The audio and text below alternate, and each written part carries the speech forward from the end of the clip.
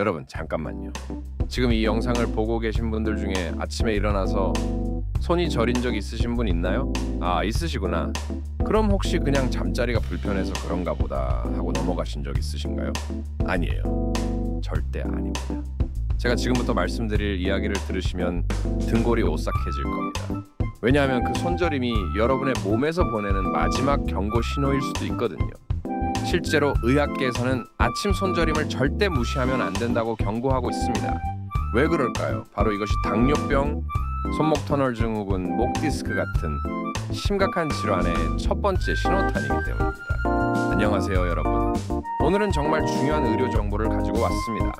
아침에 손이 저린다면 반드시 체크해야 할 질환들에 대해 낱낱이 파헤쳐 보겠습니다. 특히 40대, 50대 이상이신 분들은 휴대폰 소리 크게 켜놓고 끝까지 들어보시기 바랍니다. 왜냐하면 이 정보 하나로 여러분의 인생이 바뀔 수도 있거든요. 자, 그럼 첫 번째 충격적인 사실부터 말씀드리겠습니다. 여러분이 생각하는 것보다 훨씬 더 무서운 게 바로 당뇨병입니다.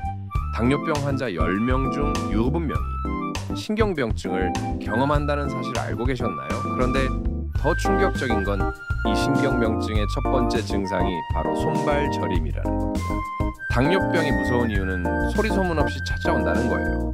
혈당이 높아지면 우리 몸의 혈관과 신경이 서서히 망가지기 시작합니다. 처음에는 아무것도 느끼질 못하다가 어느 날 갑자기 손발이 저리기 시작하는 거죠. 그런데 이때 가장 먼저 신호를 보내는 곳이 어디일까요? 바로 우리 손가락 끝입니다. 왜냐하면 손가락 끝의 신경이 가장 가늘고 예민하거든요. 아침에 일어났을 때 손가락이 저리거나 무감각하다면 이미 당신의 혈관과 신경이 손상되기 시작했다는 뜻일 수도 있습니다. 생각만 해도 끔찍하지 않나요? 하지만 다행히 초기에 발견하면 진행을 막을 수 있습니다.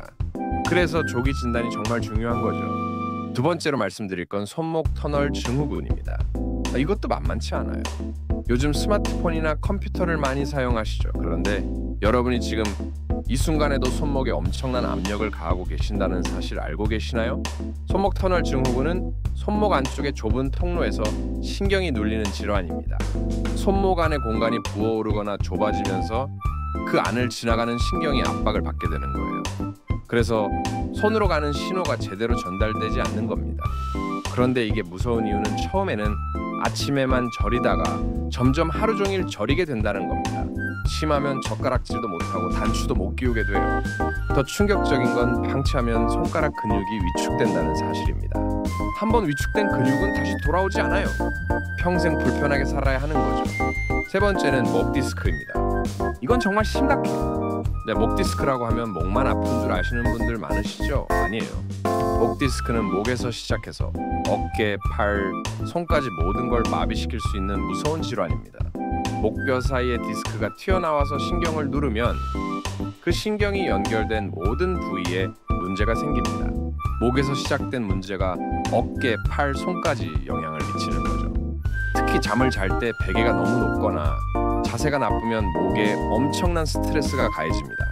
그래서 아침에 일어났을 때 증상이 가장 심한 거죠. 자, 그럼 이제 가장 중요한 부분입니다. 이 세 가지 질환을 어떻게 구별할 수 있을까요? 먼저 당뇨병성 신경병증의 특징을 말씀드리겠습니다.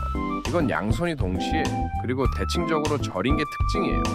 마치 장갑을 끼고 있는 것처럼 손 전체가 저립니다.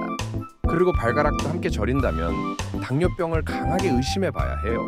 왜냐하면 당뇨병성 신경병증은 손발 끝부터 시작되거든요.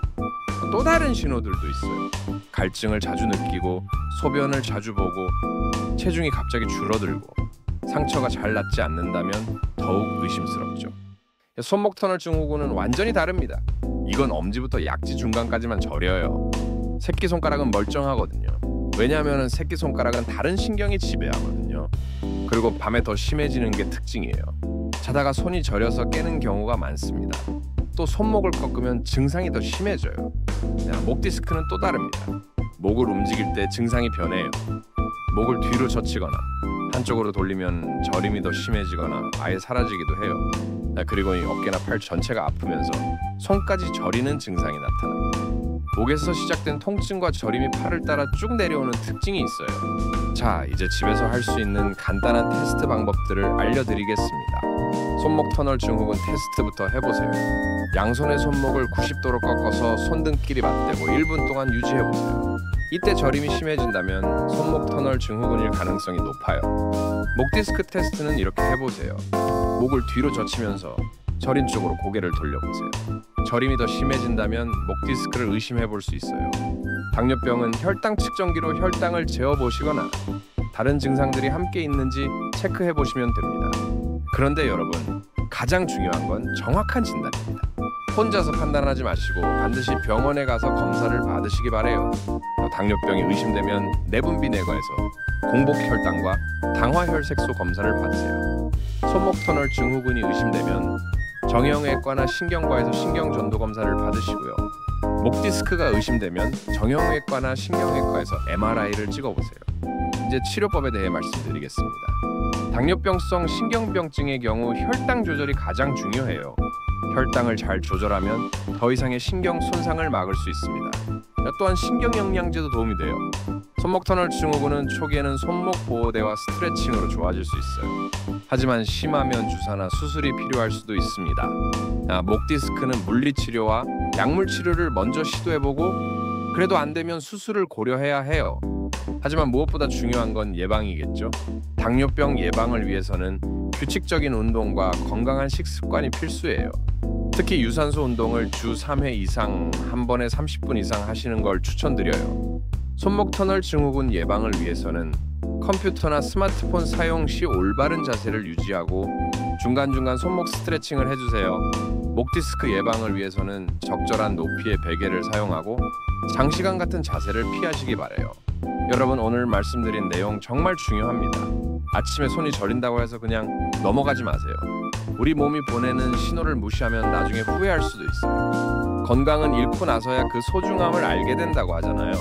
지금 당장 자가 진단해 보시고 의심스러우면 바로 병원에 가서 검사 받으시기 바랍니다. 여러분의 건강한 삶을 위해 오늘 이 영상이 도움이 되었으면 좋겠습니다.